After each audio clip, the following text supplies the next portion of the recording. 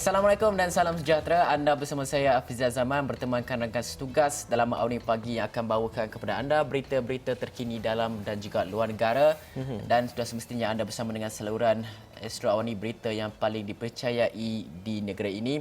Dan kita nak melihat kepada perkara ataupun orang kata perkara-perkara yang penting yang menjadi paparan akhbar-akhbar tempatan yang mana kalau kita lihat dari New Straits Times NST hari ini paparkan berkenaan dengan lonjakan kes baru COVID-19 yang mana 2 hari sudah kita mencetakkan angka 4 digit Hafizi, dan nampaknya sekiranya orang ramai tak patuh kepada SOP dan sebagainya, ini akan membuatkan kita sukar untuk putuskan rantaian penularan.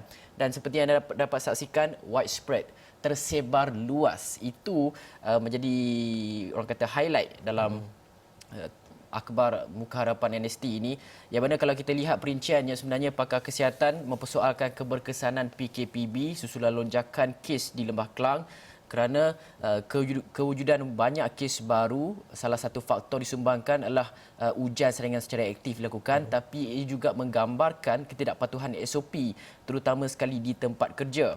Kemudian wujud kluster-kluster seperti kluster kaya, cergas, hentian yang memberi fakta bahawa virus itu telah tersebar luas pada peringkat komuniti dan juga tempat kerja. Kemudian pakar kesihatan juga cadangkan laksanakan semula PKP di Lembah Kelang atau PKPD di kawasan di sekitar Lembah Kelang ini untuk 2 minggu terlebih dahulu sebelum dapat mencari penyelesaian yang lain. Dan dalam masa yang sama juga PKPB ini dilihat begitu banyak sekali kelemahannya. Terdapat banyak lopong-lopong yang perlu diperbaiki disebabkan oleh kenaikan lonjakan kes bukan sahaja di Lembah Kelang tetapi juga di Seremban Negeri Sembilan. Dan dalam masa yang sama juga antara sebab yang lain juga adalah disebabkan apabila PKPD itu diumumkan, kita dengar laporan sebelum ini di Medan 88 itu seramai 400 orang dikatakan tiba-tiba hilang. Kerana kita faham PKPD apabila mahu diumumkan 2 hari barulah ia akan dilaksanakan. 2 hari sebelum itu dah diumumkan. Jadi memberi masa, sebenarnya masa itu kata Datuk Seri Ismail Sabri, masa itu sepatutnya digunakan oleh orang ramai yang berada di kawasan PKPD itu untuk memberi barangan, membuat persiapan untuk menghadapi PKPD. Tapi nampaknya masa itu digunakan oleh setengah pihak, terutama sekali pekerja-pekerja untuk melarikan diri keluar daripada kawasan tersebut. Nah, itulah yang menjadi kebimbangan sekiranya perkara seperti ini berlaku dan membawa kepada kes-kes baru di tempat lain sekaligus mewujudkan banyak lagi kluster-kluster. Kerana kita faham kluster-kluster terutama di tempat kerja, separuh daripada kluster aktif sedia ada sekarang ini disumbangkan oleh kluster tempat kerja. Betul. Jadi itulah yang menjadi kebimbangan kita sekarang ini kerana kita nak lihat kepada angka jangkitan kes baru COVID-19 berapa jumlahnya 4 digit itu, Hafizi? Betul, masih lagi mencatatkan 4 digit sejak beberapa hari yang lalu. Kita menyaksikan kes pada semalam adalah sebanyak 1,114 kes baru dan negara mencatatkan 2 rekod kematian baru. Dan ini kita dapat saksikan juga dari segi jumlah mereka yang telah bersembuh sebanyak 803, dan kes yang masih aktif ini takut sangat figure kita tengoknya, iaitu lebih daripada 12,000, iaitu 12,131 di seluruh negara. Dan ini penjelasan daripada Dr. Nur Hisham yang menjelaskan semalam juga terdapat 2 kematian dicatatkan dan 2 kes import juga melibatkan seorang warga negara dan seorang bukan warga negara yang tiba dari negara iaitu dari Indonesia dan juga Jordan. Jadi kes import ni kita tak perlu risau kerana mereka ni telah pun menjalani kuarantin, telah pun ditempatkan dalam satu pusat kuarantin dan sebagainya ataupun kuarantin secara bersendirian di rumah. Jadi ia dapat dikekanglah daripada untuk merebak ataupun untuk menjangkiti orang lain. Yang menjadi concern kita sekarang adalah melalui ataupun jangkitan dalam warga negara tempatan kita sendiri, iaitu dalam komuniti, di mana ia perlu perhatian yang lebih dengan pelaksanaan PKPB. Walaupun di Lembah Kelang kita saksikan pelaksanaannya sudah pun menjangkau lebih daripada sebulan PKPB itu sendiri, dan jelas daripada melihat kepada statistik itu sendiri, di mana 3 negeri di Lembah Kelang kini telah pun melebihi daripada jumlah COVID-19 di Sabah sendiri. Dan ini menunjukkan keseriusan. Mungkin PKPB itu nampaknya kurang efektif untuk kita membendung COVID-19 ataupun jangkitan COVID-19 di sekitar Lembah Kelang ni. Dan apa yang Fizi katakan dalam kluster kerja itu sendiri sebenarnya yang membawa lebih banyak kepada jangkitan-jangkitan terutama yang di Lembah Kelang ini. Dan turut mencatatkan peningkatan yang secara mendadak kita lihat dalam Negeri Sembilan. Jika semalam saja telah pun mencatatkan 371 kes dicatatkan di Negeri Sembilan, dan begitu juga dengan Perak sebanyak 53 kes. Dan sebelum ini Ipoh sebelum ini menjadi zon berwarna jingga, kini telah pun bertukar menjadi warna merah apabila di Ipoh saja kes yang masih aktif pada ketika ini adalah sebanyak lebih daripada 40 kes. Itu yang dilaporkan semalam. Ya, betul. Dan semalam Negeri Sembilan juga mencatatkan di Seremban 367 kes. Dan inilah yang membimbangkan kita sekarang ini. Dan antara lain juga kita nak melihat kepada apabila kita menghadapi wabak COVID-19 ini, sebenarnya apa yang penting adalah pematuhan SOP. Dan pematuhan ini perlu ditunjukkan pada peringkat kepimpinan, kemudian dibawa kepada peringkat rakyat.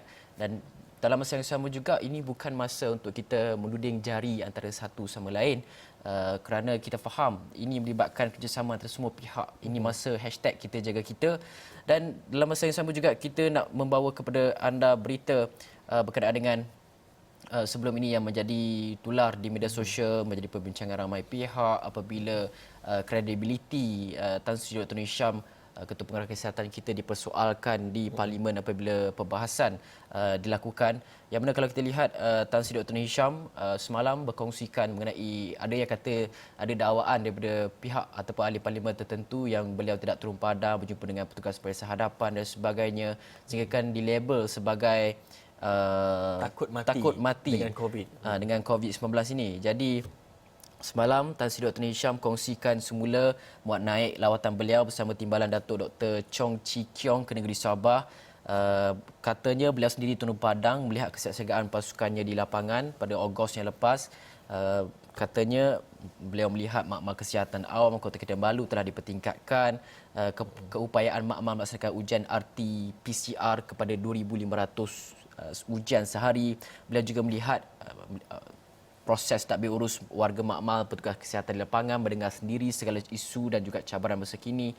Di samping itu, beliau juga terus melaksanakan ataupun terlibat dengan semua ketua jabatan dan pakar perubatan dan kesihatan awam di Sabah secara video. Dan itulah yang Dr. Nur Hisham paparkan, dan seperti anda dapat saksikan sekarang ini antara gambar-gambar lawatan beliau di Sabah pada bulan Ogos yang lepas. Dan itulah yang menjadi, orang kata, janganlah petikai.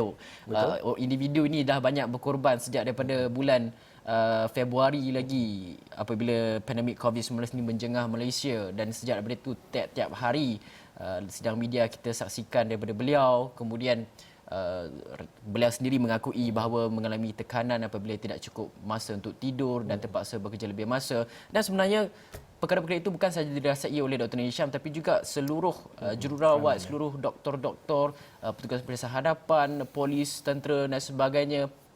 Orang kata walaupun diberi allowance untuk melakukan perkara itu, tapi ia tak mampu untuk membalas menepis segala tekanan-tekanan yang terpaksa berjauhan dengan keluarga, pelbagai sudut mereka ini menghadapi tekanan. Jadi ini adalah masa untuk kita melihat semula, refleksi diri, tolong patuh kepada SOP, jangan hanya tuding jari. Orang kata nak cari salah orang ni senang. Betul. Kan? Cari salah orang ni memang senang. Dan satu lagi perkara adalah kita melihat kepada segala SOP. Kita tengok setiap hari ada saja pengumuman-pengumuman mengenai dari segi mungkin ada penambahbaikan kepada SOP PKPB itu sendiri, membenarkan 3 orang dan sebagainya.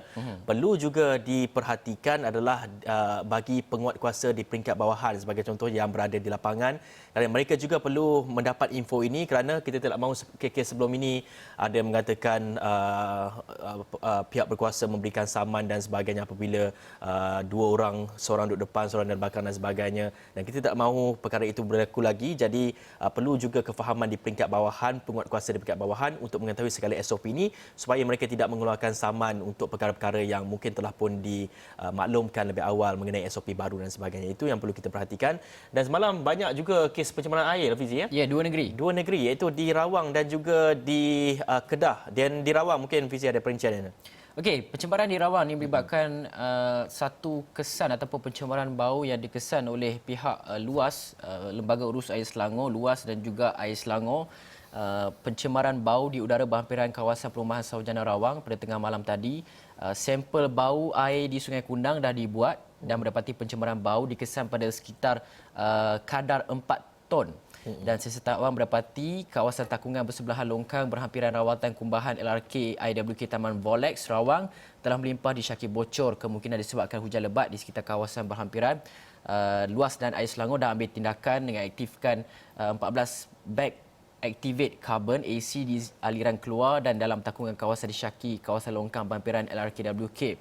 Dan setakat ini kita tidak mendengar pengumuman daripada Air Selangor mengenai keempat-empat loji rawatan air LRA fasa 1, 2, 3 dan juga Rantau Panjang ditutup. Kita tidak dengar berkenaan perkara itu kerana tindakan pantas daripada luas dan juga Air Selangor telah berjaya menangani ataupun elakkan berlakunya gangguan bekalan air di Lembah Kelang seperti bulan-bulan sebelum ini, dan itulah yang kita harapkan ia tidak lagi berlaku ketika mana Lembah Kelang kini dilanda gelombang ketiga COVID. Dan itu di Selangor dan di Kedah juga, ini perkara yang jarang kita dengar, di mana pada Khamis kita dimaklumkan mengenai 34,200 akaun pengguna di SIG dan juga Kuala Muda yang mengalami gangguan bekalan air susulan 3 LRA tersebut dihentikan operasi kerana pencemaran akibat tumpahan minyak diesel. Dan tadi di buletin awal ini kita bawakan keperitan yang dihadapi oleh rakyat-rakyatnya, terpaksa mandi menggunakan air sungai dan sebagainya, dan kesukaran juga kepada perniagaan-perniagaan secara kecil ini, mereka tidak dapat meneruskan perniagaan mereka. Dan katanya ini merupakan kali pertama kawasan SIG dan juga Kuala Muda ini menghadapi gangguan bekalan air. Dan apapun kita akan bawakan perkembangannya bila agaknya dia akan telah pun pulih ataupun mungkin memakan masa yang lebih lagi. Dan kita juga membawakan, ya, ini satu lagi perkembangan di mana ini berita pada semalam, gangguan bekalan air di SIG Kuala Muda dijangka pulih petang ini. Petang ini maksud semalam lah. Ini kata daripada Esko sendiri, di mana melibatkan kepada 34,200 premis pengguna atau lebih 130,000 penduduk di sekitar daerah SIG dan Kuala Muda sejak Khamis lepas dijangka kembali pulih selewatnya petang semalam. Dan itu penjelasan yang diberikan. Dan apapun kita akan bawakan perkembangan seterusnya melihat kepada kesan kepada gangguan bekalan air di Kedah ini. Kita kena tengok kepada isu kenapa pencemaran berlaku di Kedah ini, melibatkan tapak projek memasang jacking pipe yang diletakkan kira-kira 100 meter dari LRA Jenyang Lama yang dijalankan oleh pekerja sebuah syarikat. Jadi segala SOP semalam Esko Pengerusi Jawatan Kuasa Kerja Raya Bekalan Air dan Sumber Air dan Tenaga Negeri Datuk Suraya Yaakob juga telah pun menyatakan bahawa pencemaran ini menyebabkan loji rawatan air di LRA Jenyang Lama, Jenyang Baru dan juga satu lagi LRA telah pun ditutup. Dan sekiranya pencemaran itu ataupun air itu mengalir di seluruh Sungai Muda itu, ia akan membawa sehingga ke negeri Pulau Pinang. Itu impak dia sekiranya berlaku pencemaran air di Kedah ini. Dan apa yang penting adalah penguatkuasaan lihat semula dan juga nilai semula SOP yang telah pun ditetapkan kepada kontraktor yang diberi tugas ataupun membuat kerja-kerja penyelenggaraan berdekatan dengan sumber air itu sedang dan juga akan dirangka tidak lama lagi seperti yang dimaklumkan oleh Exco ini semalam. Dan itulah yang kita harapkan supaya kontraktor ataupun pihak-pihak lain yang membuat kerja-kerja kilang-kilang dan sebagainya yang melakukan kerja-kerja di sebelah ataupun berhampiran dengan sungai itu dapat tingkatkan SOP mereka untuk elakkan pencemaran. Dan kesedaran itu perlu dilakukan kerana ini melibatkan bekalan air. Jadi tak ada bekalan air, semua orang jadi marah sebab busuk nanti tak mandi. Itu impaknya kepada negara ini. Okey, dalam masa yang sama juga ini kita nak lihat kepada perkara yang masih lagi dibincangkan di peringkat parlimen tetapi juga hangat dibincangkan di peringkat rakyat kita ini yang mana sebenarnya ramai saya lihat sejak kebelakangan ini mendesak berkenaan dengan pengeluaran akaun 1 KWSP seperti yang dicadangkan oleh bekas Perdana Menteri Datuk Seri Najib Tun Razak yang mana mencadangkan ada agar 10,000 secara one off itu dikeluarkan tapi Perdana Menteri KWSP sebelum ini dah pun keluarkan orang kata bukanlah nak kata amaran tapi dia macam sebagai langkah berhati-hati katanya sukar nak buat sebab ini melibatkan simpanan masa ketika mana rakyat tu dah ataupun kita sendiri dah simpanan masa tua nanti. Itu yang melibatkan sekarang ini. Dan Hafizi, apa ceritanya? Dan di mana ini kata daripada Menteri Kewangan Tengku Datuk Seri Zafrul Tukar Abdul Aziz yang berkata kerajaan bersedia untuk memperluaskan jumlah pencarum yang layak bagi pengeluaran caruman akaun 1 kumpulan wang simpanan pekerja KWSP dan katanya perkara itu masih dalam peringkat perbincangan dengan semua pihak khususnya KWSP dan ini kenyataan daripada KWSP pula di mana KWSP akan umumkan perincian bagi kemudahan akses ke akaun 1 ahli KWSP yang dikenali sebagai iSinar. Dulu kita akaun 2 kita panggil sebagai iLestari. Kini akaun 1 nama baru iaitu iSinar pada 18 November ini. Lepas ni orang ramai I sayang you KWSP lah kan. Sebab dah boleh keluar. Adalah nanti hashtag tu datang di media sosial. Dan isunya di mana KWSP yang berkata iSinar ataupun KWSP sendiri sedang pun memutamatkan perinciannya diwujudkan hasil konsultasi yang mendalam bersama-sama dengan pihak berkepentingan agar ahli yang terkesan dapat mengharungi cabaran semasa dan pada masa sama memastikan kesejahteraan masa depan persaraan mereka. Dan apapun kita menyaksikan sebelum ini ketika peruntukan ataupun ketika pengumuman Belanjawan 2021 Menteri Kewangan telah pun menjelaskan akaun 1 boleh dikeluar tapi hanya kepada individu yang tertentu saja. Saya kira Sasar. dalam yang bersasar saja dan berapa ratus ribu 300 ataupun 600 ribu saja yang disasarkan itu di mana RM500 dibenarkan keluar dalam tempoh 12 bulan. Ini bermakna 6,000 saja dibenarkan keluar daripada akaun 1 itu sendiri. So akaun 1 tambah akaun 2 sebelum ni jadi jumlahnya adalah 1,000 lah sebulan. Tapi betul, ramai yang mencadangkan untuk keluarkan secara one off 10,000 itu antara cadangan yang dikeluarkan oleh bekas Perdana Menteri Datuk Seri Najib Tun Razak. Tapi sama ada perinciannya akan dilaksanakan atau perpindahan dibuat pada Belanjawan 2021 itu akan kita saksikan dalam masa beberapa minggu yang akan datang ini kerana perbahasan peringkat dasar sedang dijalankan dan peringkat jawatankuasa pula akan berlangsung tidak lama lagi. Okey, saya rasa kita nak berhenti rehat dahulu seketika. Betul? Kita beri Hafizi rehat sekejap. Kita akan kembali selepas ini.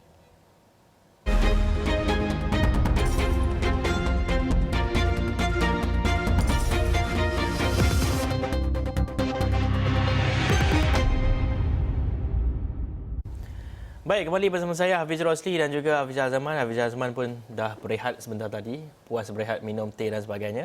Dan kita nak terus kepada perbincangan kita iaitu melihat kepada ketika musim monsun kita panggil yang bermula pada sekitar hujung Oktober lalu sehinggalah diramalkan pada bulan 3 dan itu kebiasaan pada setiap tahun memang akan berlaku monsun di pantai timur di sana dan di mana ini satu amaran telah pun dikeluarkan oleh Jabatan Meteorologi Malaysia yang mengeluarkan amaran cuaca waspada peringkat kuning dan hujan lebat dijangka berlaku di beberapa kawasan di pantai timur dan Johor yang akan bermula pada hari ini. Ketua Pengarah Met Malaysia Jailan Saiman berkata hujan lebat dan angin kencang akan bermula di beberapa kawasan seperti Bera, Pekan dan Rompin di Pahang dan Mersing dan Kota Tinggi di Johor. Dan beliau berkata Bandar Kuantan, seluruh Terengganu dan beberapa kawasan di Kelantan dijangka turut mengalami cuaca yang sama pada hari Selasa dan juga hari Rabu. Dan tadi kita dah membuat, kita telah pun menghubungi wartawan kita Fauzi Suhaimi yang turut mengadakan ataupun membuat tinjauan di Pulau Ketam. Katanya pada hari ini dan juga esok dijangka air pasang besar akan berlaku di sekitar pantai barat di pantai barat, di pesisir pantai barat ini, dan di mana kita memfokuskan kepada di negeri Selangor, di mana Fauzi akan memperincikan perkembangannya mengenai air pasang besar yang dijangka berlaku pada bila-bila masa saja lagi, dan segala persiapan telah pun digerakkan oleh agensi yang berkaitan, begitu juga oleh penduduk-penduduk untuk menghadapi berkemungkinan ada banjir di sekitar pantai-pantai di pantai barat, terutama di Selangor ini, Fizi. Ya, betul tu. Dan apa yang penting adalah apabila anda berada pada kawasan berisiko banjir dan sebagainya, perlu anda ketahui informasi-informasi terkini daripada pihak berkuasa, kerana kita faham amaran-amaran yang dikeluarkan dan sebagainya ini memberi masa untuk kita bersedia dengan lebih awal. Sekiranya berlaku banjir di kawasan itu, lakukan persediaan sebelum banjir, kesan tanda-tanda sekiranya akan berlaku banjir, tinggalkan rumah apabila arahan telah pun dikeluarkan, jangan berdegil duduk di rumah kerana ini akan mengakibatkan risiko kecederaan ataupun kematian. Kemudian semasa banjir itu patuh kepada arahan pihak berkuasa apabila sampai di kawasan-kawasan ataupun pusat sementara banjir, kerana kita faham sekarang ini pusat pemindahan sementara untuk banjir ini terpaksa dilakukan SOP yang baru susulan daripada COVID-19, dan sudah pasti penjarakan fizikal antara individu-individu itu ditekankan untuk mengelakkan penularan. Dan dalam masa yang sama, kalau anda sedang memandu kawasan itu banjir, elakkan terus harung kawasan tersebut, keluar daripada kenderaan pergi ke kawasan yang tinggi. Kecuali kereta yang SUV lah. SUV dan mungkin Myvi. Dan mungkin Myvi King of Highway. Betul. Dan itu yang perlu anda lakukan, dan sekarang ini adalah fasa untuk memastikan bahawa semuanya berada dalam keadaan selamat, terutama mereka yang berada di negeri-negeri pantai timur dan juga berisiko banjir. Okey, dalam masa yang sama juga kita nak melihat kepada kes berkenaan dengan seorang profesor yang diriman selama 6 hari untuk bantu siasatan kes rasuah. Ini mempersoalkan ataupun meningkatkan orang kata ketidakpercayaan kepada individu-individu yang bergelar profesor. Baru-baru ni kita dengar Datuk Seri ditahan. Kononnya Datuk Seri, tapi bila polis siasat tengok-tengok tidak melibatkan gelaran tersebut. Tapi ini melibatkan satu kes baru, iaitu profesor diriman selama 6 hari untuk bantu siasatan seorang bekas pengurusi besar sebuah institut badan pengkaji bergelar profesor diriman selama 6 hari. Bermula semalam untuk bantu siasatan kerana disyaki minta dan terima wang rasuah berjumlah RM100,000 membabitkan pembelian tanah. Proses reman sehingga 19 November dikeluarkan oleh di Kompleks Mahkamah Shah Alam selepas SPM Selangor buat permohonan tersebut. Menurut sumber, suspek berusia 54 tahun ditahan di pejabat SPM kira-kira jam 6 petang semalam selepas hadir untuk beri keterangan. Suspek telah meminta dan menerima wang rasuah sebagai khidmat perunding bagi pembelian tanah untuk pembangunan agensi tempatnya berkhidmat, yang mana harga tanah berkenaan dinilai lebih tinggi daripada harga pasaran. Difahamkan lebihan nilai harga tanah tersebut adalah untuk tujuan pembayaran rasuah untuk dirinya. Dan kes disiasat di bawah Seksyen 16 kurungan A Akta SPM 2009. Jadi Hafizi, persoalan sekarang, gaji profesor tak tinggi ke sampai terima rasuah? Berbelas ribu, malah mungkin sehingga 20 ribu. Tapi kita tidak mempertikaikan profession mereka, tetapi kita mempertikaikan sikap mereka yang sentiasa tamak dan haluba. Dia dan boleh itu, kena pada mana-mana individu pun. Dan apabila melibatkan duit ini, saya kira kita perlu melihat gelap mata itu satu hal, dan juga kita perlu ada nilai kita sendiri dari segi kita punya integriti itu pada tahap yang tertinggi untuk kita pastikan kita tolak segala rasuah-rasuah ini. Dan itu perkembangan mengenai kes rasuah yang dihadapkan ke mahkamah semalam. Dan kita juga ingin membuka satu perkembangan di mana ini berlaku di Pulau Pinang. Khayal akibat dadah kemaluan penganggur dicederakan rakan wanita, di mana seorang lelaki mengalami kecederaan pada kemaluan dipercayai dihiris dengan objek tajam oleh rakan wanitanya ketika kedua mereka berada dalam keadaan khayal di bawah pengaruh dadah. Dan dalam kejadian di sebuah pejabat di Bandar Baru Falim, lelaki berusia 47 tahun berkenaan dikatakan hanya menyedari kecederaan itu selepas tersedar pada jam 7.55 pagi Jumaat. Dan dia kemudian menghubungi pihak polis untuk meminta bantuan. Dan ini penjelasan daripada Ketua Polis Daerah Timur Laut. Siasatan mendapati terdahulu mangsa bersama rakan wanita berusia 38 tahun itu menghisap dadah bersama-sama di pejabat berkenaan. Dan katanya mangsa yang merupakan penganggur mendapati kemaluannya berdarah manakala rakan wanita itu menghilangkan diri apabila dia tersedar pada pagi itu, Fizi. Ya, betul tu. Ini menimbulkan orang kata inilah kalau tak ambil pengajaran, hisap dadah, hisap barang-barang larangan yang membuatkan diri ini jadi kaya dan sebagainya, kononnya nak berseronok, nak melepaskan masalah dan sebagainya, inilah yang terjadi. Itu orang kata cedera. Kalau hilang kemaluan tu, tak ke menjadi kebimbangan untuk diri sendiri di masa-masa akan datang. Betul. Itu yang kita bimbangkan, Hafizi. Betul, dan itu perkara melihat sampai dah tergelak kita cerita pasal isu khayal dadah ni. Tapi itu sebenarnya yang berlaku sebenarnya. Jangan ambil dadah kerana ia boleh menyebabkan kita membuat satu perkara yang luar daripada jangka kita. Dan ini satu lagi perkembangan. Kita tahu ramai yang mungkin frust akibat dengan PKPB dan sebagainya, tidak dapat berkahwin. Fizi dah tergelak-gelak tu. Tidak dapat berkahwin dan sebagainya. Dan tapi ini bukan berlaku di Malaysia. Ini berlaku di di mana? Okey, Fizi. Kita melihat kepada isu perkahwinan ni, Fizi. 7 maut akibat COVID-19 dan majlis perkahwinan kecil menjadi punca. Dan jika anda mempersoalkan mengapa acara atau majlis kecil dengan tetamu tidak dibenarkan ketika musim pandemik ini, dan sebuah majlis perkahwinan berlangsung 7 Ogos lalu di sebuah gereja di Main Amerika Syarikat dan hanya membabitkan 55 tetamu. Dan biarpun suhu badan tetamu diambil, tiada yang direkodkan mengalami demam atau sebarang simptom berkaitan COVID-19, dan tanpa disedari sebenarnya, Fizi, rupa-rupanya seorang tetamu menjadi pembawa virus berkenaan. Jadi dalam tempoh 38 hari itu sebanyak 176 orang dijangkiti. 7 daripadanya telah pun dilaporkan meninggal dunia. Dan lebih menyedihkan, semua yang maut bukan dalam kalangan mereka yang menghadiri majlis perkahwinan itu. Dan itu laporan daripada LA Times, Fizi. Ya, betul tu. Dan itu saja dapat kami bawakan di Astro Awani, Buletin Awani Pagi hari ini. Kerana terima kasih kerana bersama dengan kami seluruh berita yang paling dipercayai di Malaysia. Sekian dari kami. Assalamualaikum warahmatullahi wabarakatuh.